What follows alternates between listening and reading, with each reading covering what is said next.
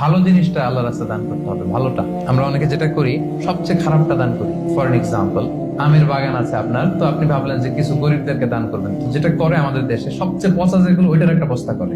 ওইটা কেন? ওইটা দান করবে উনি। এরপর ধরেন এই রিক্সা থেকে নামছেন, হঠাৎ একজন ভিক্ষুক ফরিয়া দিয়ে এসে হাত পাতলো। তো এখন আপনি ভালো মানুষ, আপনি দান করেন, দিতে চাচ্ছেন, তো পকেট থেকে টাকা বের করে খুঁজতেছে যে সবচেয়ে পুরাতন নোট কোনটা। তারপরে দেখবেন যে 5 টাকার স্কচ টেপ দিয়ে লাগানো থাকে না ছেঁড়া নোটগুলো, ওইটা খুঁজে যে ওইটা দিব। তো এইটা যদি করেন, এটা আপনি ভুল করছেন, কারণ এই দানটা বেসিক্যালি আপনি আল্লাহ তাআলাকেই করছেন। কিয়ামতের দিন আল্লাহ বলবে, আমার তুমি খাবার দিলা না, আমাকে পোশাক দিলা না, আমাকে সাহায্য করলা। বনি আদম বলবে, আল্লাহ বলেন কি? আপনি খাবার চাইলে তো সারা দুনিয়ার সব দামি দামি খাবারের বস্তা আপনার কাছে এনে দিতাম, আপনি পোশাক চাইলে তো আমারটাই খুলে দিতাম।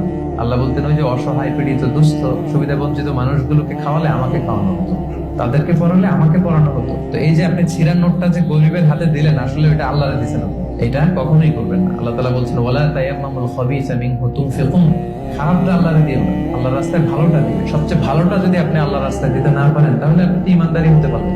তাই আমরা ভালোটা দিব, খুশি করি। আপনি আম বাগানের মালিক, আপনি সবচেয়ে টসটসে পাকা এক বস্তা আম আপনি কালেক্ট করবেন, যে এটা আপনি দান করবেন। ধরেন যে 10 টাকার কচকচে নোট নিয়ে আপনি সবসময় ঘুরলেন এবং এটা প্ল্যান করলেন যে যখন দিব এই চকচকে 5 টাকার নোটটা দিব, কারণ আল্লাহ বলেছেন সবচেয়ে ভালোটা আমার রাস্তায় দাও। তো এই অভ্যেসটাকে আমরা একটু করতে পারবো ইনশাআল্লাহ।